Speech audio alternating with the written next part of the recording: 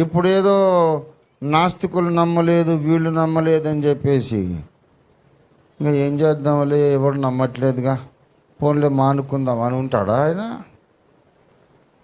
దేవుడు సెలవిచ్చిన ఏ మాట అయినా నిరర్ధకం కానేరదు.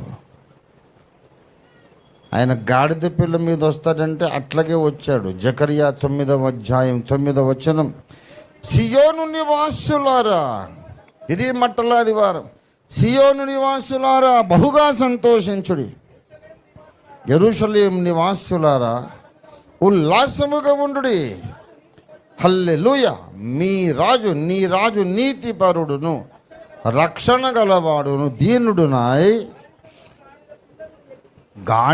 గాడిద పిల్లను ఎక్కి నీ వద్దకు వచ్చుచున్నాడు.